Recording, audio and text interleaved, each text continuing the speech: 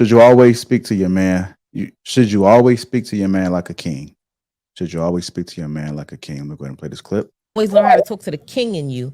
I don't care how mad I get. And I had to learn, I learned that in therapy, that for me to manifest the man that I wanted in my life, I had to learn how to always speak to him like the man I wanted in my life, even when I'm mad at him. Teach that shit. You know what sis. I'm saying? Say it And again. I had to learn how to speak to the man that I wanted in my life all the time. I needed to speak to him Speak to as your that king. man. Ooh. Right? To where when we Even get when he into acting like a court jester. yes, Okay. even when we get upset with each other, there are rules. We don't hit below the belt. Like it's a lot of things that and a lot of growing that I've done, but we've all got to get to that place. Yeah. Message.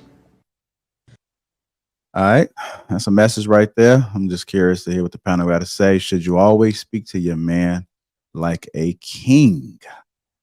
I'm gonna go ahead and start with you first, Shonda. Well, I believe that man should be the leader. The leader. The thing is, as taking that male role as a leader, that woman is following that man. So I'm trusting my man to lead me. So of course I'm going to be respectful to him because yes, he is the king in my home, and because he's the leader. So allow him to lead. That means I'm trusting him, but it just becomes sometimes a man when he could get off track. And if you can kind of look at it like just basically like a train track. So like this woman is following this man, but if he keeps falling off the track for so long, she will eventually as well.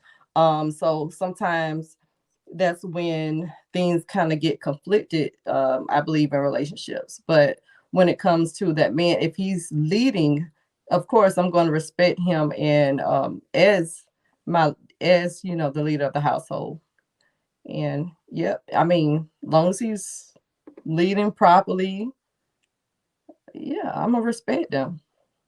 And he's doing everything he's supposed to do as the leader, as the head. But What makes a man a good leader? I want to say spiritually, as well as the just basically, if you're in a family with children, leading the family is in the household as far as the kids, monitoring, not just financially. So I don't look at it just financially, but that does play a role. uh, but yeah, in every way. So not just like but mainly spiritually, again, the children. But yeah. Okay, spirituality and the children. Gotcha. Yeah, the household, just as far as being that head, that leader. And I think that's just like the main thing. And I don't want to just put it all on financial, but yeah. All right, Nick, I'm coming to you next. Should you always speak to your man like a king? I want you to answer that question too. Like, what makes a man a leader? I'm just because the women. I'm going to ask all the women on the panel, so just be prepared for What that. makes them a leader? Yep. Well, I've answered. I love that question. To answer what makes a man a leader, I'm going to say, well, one, he needs to be, I want to see that God is leading him. That's my first thing. And then, so similar to what Shanda said, but then also his vision. So, I want to see that he has a vision. I want to be able to believe in the vision. Ideally, if he has chosen me, is likely because I do believe in his vision.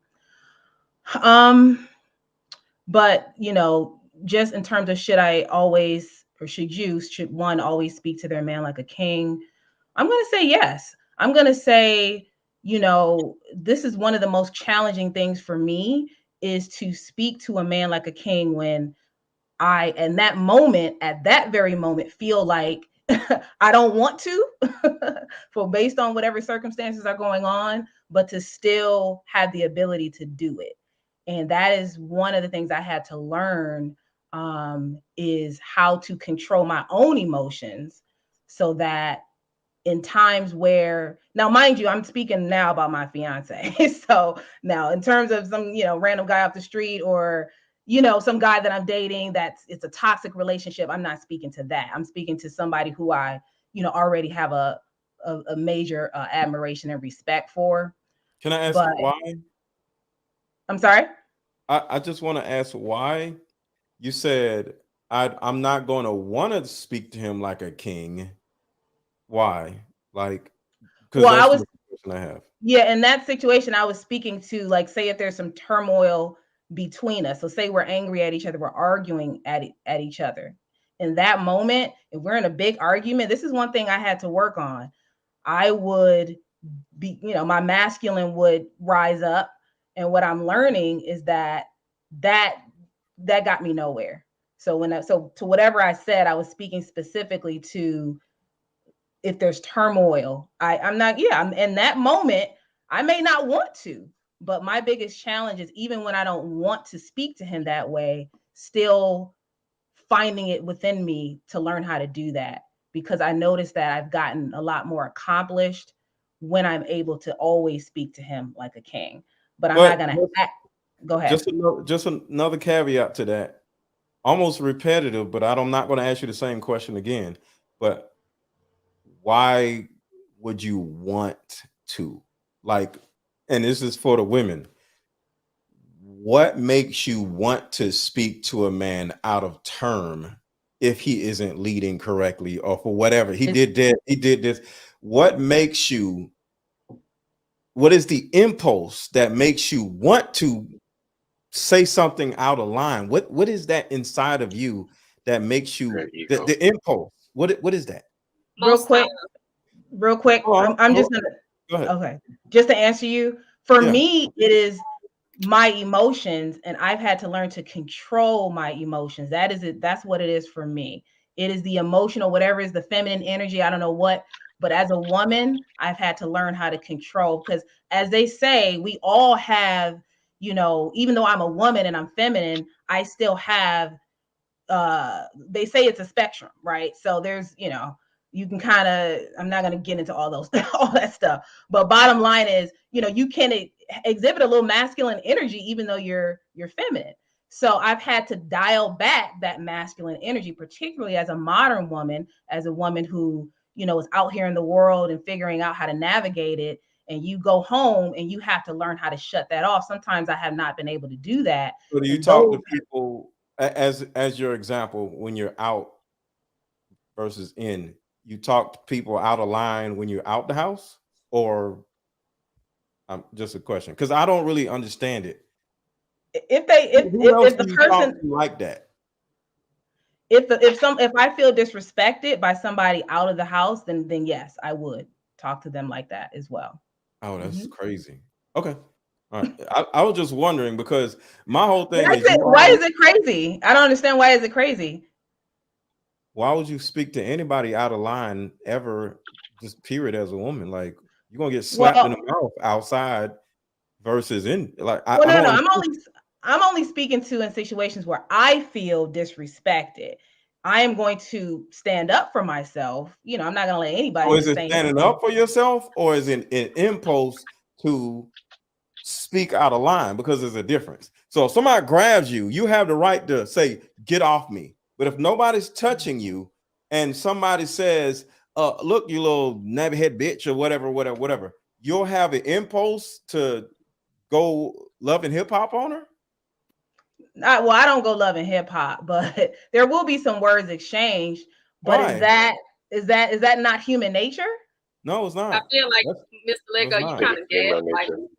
Hold I feel on. No, that's Paris getting that. Go ahead. I feel like you kind of gaslight a little bit because the How? way that I'm gonna explain it, right? The way that I was raised, right? Like I had my dad in the house with me, and I grew up around all boys. Like technically, biologically, I have two brothers, but technically, I have four. And so my oldest brother, my dad raised, is 9 years older than me. I was always around men. I was always, like firm, and I don't play disrespect. So rough house and stuff like that, like I've always been around boys. I don't tolerate people talking to me crazy because I give respect first. And again, the way that I was raised, if somebody do something to you, you do something back. If somebody put their hands on you, you hit them back. So to insinuate that as a woman, my womanhood is the reason why I shouldn't say certain things, to me, that's a little bit like downplaying human nature because men understand violence. Men control and they know that they don't talk to each other a certain type of way because violence can ensue. And when you So have a women woman don't. like, hold on, wait a minute. When you have a woman like me who was raised around primarily men in my household, not me going outside, in my household, then I too got that same understanding, which is why I carried myself with a certain level of decorum. This ain't something that came from my mom. This is something that came from my dad and being around my brothers because, of course, I am the only girl. I played a lot of sports. So I wasn't for no jaw jacket. You talk to me the wrong type of way, it can go somewhere. And I'm okay with that.